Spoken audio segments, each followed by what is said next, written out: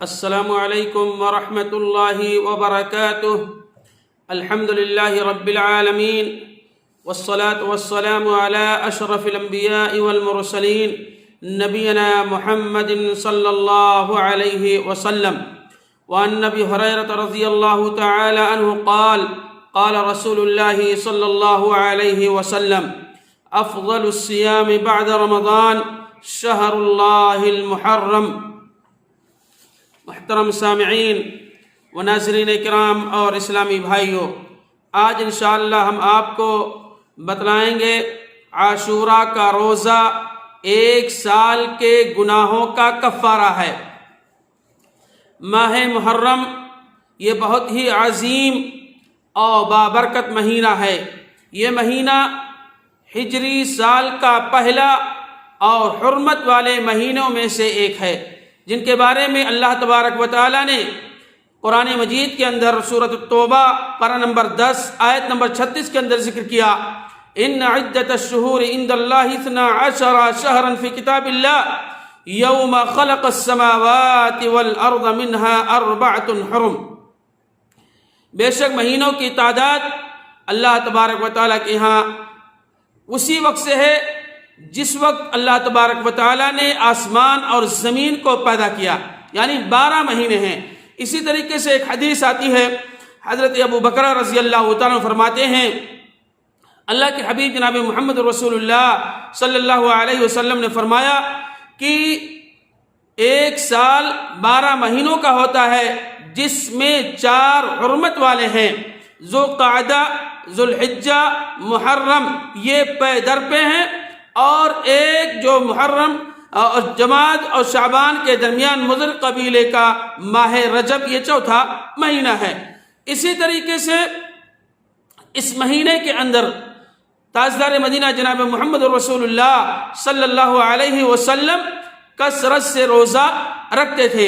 حدیث کے اندر آتا ہے، اس حدیث کے راوی حضرت ابو ہریرہ رضی اللہ تعالیٰ فرماتے ہیں اللہ کے نبی علیہ السلام نے فرمایا افضل الصیام بعد رمضان شہر اللہ المحرم، یعنی رمضان المبارک کے روزے کے بعد کون سا روزہ بہتر اور افضل ہے؟ اللہ کے نبی علیہ السلام نے فرمایا افضل ترین روزے کون سے ہیں؟ محرم کے روزے ہیں۔ اسی طریقے سے حضرت عبداللہ بن عباس رضی اللہ تعالیٰ فرماتے ہیں نبی کریم صلی اللہ علیہ وسلم کو یوم عاشوراء کے دن سے بڑھ کر کسی اور دن کے روزے کو فضیلت دیتے ہوئے نہیں دیکھا، اور نہ ہی ماہ رمضان سے بڑھ کر کسی اور مہینے کو فضیلت دیتے ہوئے ہم نے دیکھا۔ اور دوسری ایک حدیث کے اندر آتا ہے، حدیث کے راوی ہیں حضرت ابو قتادہ رضی اللہ تعالیٰ فرماتے ہیں اللہ کے نبی علیہ السلام نے ارشاد فرمایا انی احتسب علی اللہ ان یکفر السنة التي قبلہ، رواہ مسلم شریف کی یہ روایت ہے۔ اس حدیث کے راوی حضرت ابو قتادہ ہیں، کہتے ہیں اللہ کے نبی علیہ السلام نے ارشاد فرمایا مجھے امید ہے کہ عاشوراء کے دن کا روزہ گزشتہ سال کے گناہوں کا کفارہ بن جائے گا۔ یعنی اگر کوئی شخص عاشوراء کا روزہ رکھتا ہے تو اللہ تبارک و تعالی اس کے ایک سال پچھلے گناہ کو معاف فرما دیتا ہے۔ کتنی بڑی سعادت کی بات ہے۔ تو ہم اور آپ کیا کریں؟ روزہ رکھیں۔ روزہ کس طریقے سے رکھیں؟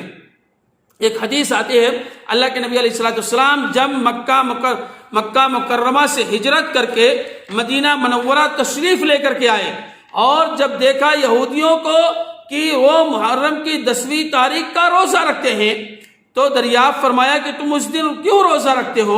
آپ صلی اللہ علیہ وسلم نے پوچھا تو انہوں نے کہا کہ وہ مبارک دن ہے جس میں اللہ تبارک و تعالیٰ نے بنو اسرائیل کو ان کے دشمن فرعون سے نجات دی تھی، اس کے شکریہ میں حضرت موسیٰ علیہ السلام نے روزہ رکھا تھا۔